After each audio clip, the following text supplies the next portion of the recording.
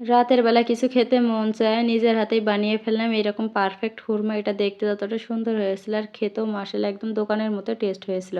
আসসালামু আলাইকুম এভরিওয়ান, সকলে কেমন আছেন? আশা করি সকলে ভালো আছেন। আলহামদুলিল্লাহ আপনাদের দোয়া এবং ভালোবাসা এবং আল্লাহর রহমতে আমি অনেক ভালো আছি।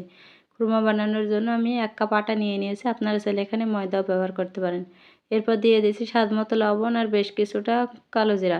আমার কালো জিরার ফ্লেভারটা ভালো লাগে, মুখের ভিতর পড়লে পরে এজন্য কালো জিরাটা একটু বেশ পরিমাণে দিয়েছি। তারপর সাদা তেল দিয়ে আটাটাকে সুন্দর করে মেখে নেব। মাখার পর যখন এরকম ঝুরি ঝুরি হয়ে যাবে তারপরে এখানে অল্প অল্প করে পানি দিয়ে ডো বানিয়ে নেবো। একটু শক্ত বানাতে হবে, খুরমার ডোটা নরম হলে কিন্তু হবে না। একটু শক্ত করে বানিয়ে নিয়ে আধ ঘন্টার জন্য আমি রেস্টে রেখে দিয়েছি। আধা ঘন্টা পরে এটাকে এবার একটা রুটির শেপে বেলে নিতে হবে। আমি যেহেতু রুটি বানাতে পারি না তাই আমার আম্মুকে বললাম এটাকে আমার একটু বেলে দিতে। রুটিটা কিন্তু একটু মোটা করেই বেলতে হবে, মানে বেশ ভালোই মোটা রাখতে হবে। বেলা শেষ, এরপর এটাকে আমি লম্বা লম্বি কেটে নেব। এটা করতে কিন্তু বেশ ভালোই লাগছিল, দেখতেও ভালো লাগছিল। আমার আম্মুকে বললাম আমি করে দাও। আম্মু বলছে আমি যেহেতু হাতে করে ফেলেছি তাই আমি করে দিই। যে কোনো কাজ যদি আপনি আনন্দের সাথে করেন দেখবেন সেই কাজটা করতে যতটা ভালো লাগবে আর খুব তাড়াতাড়ি হয়। আর কোনো কাজ বিরক্তিবোধ নিয়ে করলে এবার কাজটা তাড়াতাড়িও হয় না, মানে সময়ও অনেক বেশি লেগে যায়। যাই হোক, এই তো কথা বলতে বলতে আমার কাটা শেষ। এগুলোকে আপনারা চাইলে এই আটার ডোলটাকে গোল গোল করে এমনি তেলের উপরে দিয়ে দিতে পারেন। আমি একটু সুন্দর লাগার জন্য এরকম সুন্দর চারকোনা শেপে কেটে নিয়েছি। দেখুন কাঁচাটা দেখতে কতটা সুন্দর লাগছে।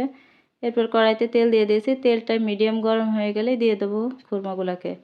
এগুলোকে দিয়ে মিডিয়াম আঁচে কিন্তু জাল করে ভেজে নিতে হবে। চুলার আঁচ বাড়ালে কিন্তু উপর থেকে পুড়ে যাবে আর ভেতরে নরম থাকবে, তাহলে কিন্তু খেতে ভালো লাগবে না।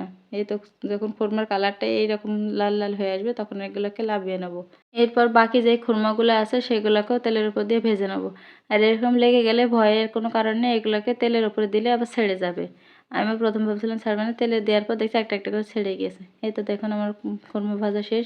এগুলো দেখতে কতটা সুন্দর আর এগুলো খেতে এমনিতেও কিন্তু অনেক ভালো লাগে, একদম নিমকির মতো লাগছিল।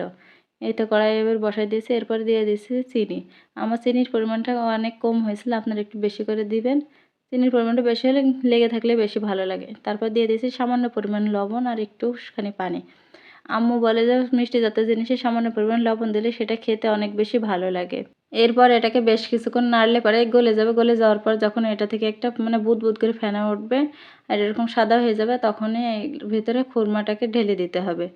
এই তো এর ভিতরে আমি খুরমাগুলোকে ঢেলে দিচ্ছি। এরপর এটাকে নাড়তে হবে। চুলার আঁচটা কিন্তু মিডিয়াম রাখবেন। এরপরে এতে নাড়তে নাড়তে দেখবেন যখন চিনির দানা দানা মতো লেগে আসছে তখনই চুলাটাকে বন্ধ করে দেবেন। তারপরে কিছুক্ষণ রেখে দিলে চিনিটা খুরমার সাথে সুন্দর করে লেগে যাবে, তখন একদম পারফেক্টলি হয়ে যাবে। এই তো কিছুক্ষণ রেখে দেওয়ার পর দেখুন এই তো গায়ে লেগেছে। আমি বললাম না আমার চিনির পরিমাণটা একটু কম হয়েছে তাই এরকম দেখাচ্ছে। আপনারা একটু চিনির পরিমাণটা বেশি দেবেন তাহলে পরে হবে। আর মিষ্টির পরিমাণটা আমি একটু কম খাই তার জন্য আমার মুখে ঠিকই লেগেছিল। আশা করি রেসিপিটা আপনাদের ভালো লেগেছে। সকলে ভালো থাকবেন, সুস্থ থাকবেন। আল্লাহ হাফেজ।